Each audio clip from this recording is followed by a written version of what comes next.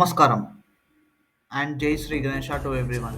ఈరోజు మనం గణేష్ చతుర్థి డే 2లో ఉన్నాము అండ్ ఇట్స్ సండే.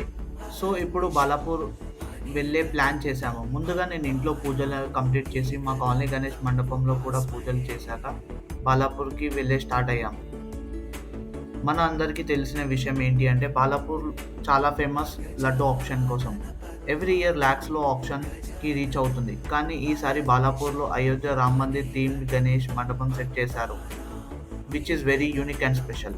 అక్కడ అట్మాస్ఫియర్ కూడా కంప్లీట్ అయోధ్య వైబ్ ఇచ్చింది. మండపంకి రీచ్ అయ్యాక అసలుగానే బాలరాముడు విగ్రహంతో మనకి దర్శనమిస్తారు.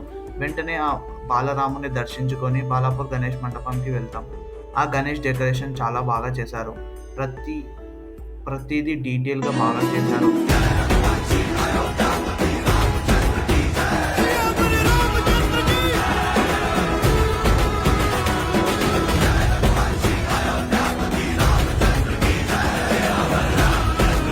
నాకు బాలాపూర్లో నచ్చేది ఒకటి భజన. భజన అంటే నాకు చాలా ఇష్టం. అక్కడ అట్మాస్ఫియర్ని ఎలివేట్ చేస్తుంది. సో మనము అన్నోన్ ఫేసెస్తో కలిసి ఎంజాయ్ చేసాం. అక్కడ చాలాసేపు భజన ఎంజాయ్ చేసి ఫొటోస్ కూడా తీసుకున్నాం. ఆ మూమెంట్ని క్యాప్చర్ చేసాము. సో నేను ఇప్పుడు ఆ ఫొటోస్ అన్ని పెడతాను.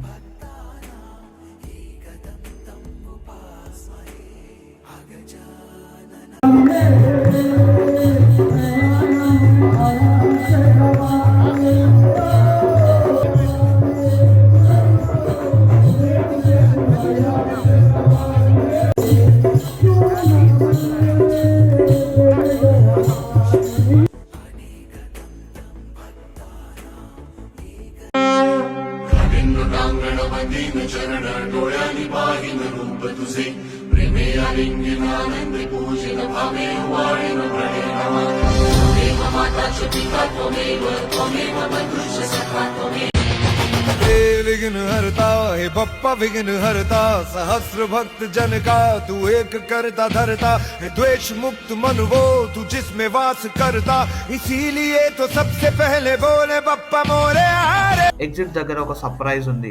రాముని విగ్రహం పెట్టి ఎగ్జిట్లో మళ్ళీ ఒక అయోధ్య వైబ్ని క్రియేట్ చేశారు.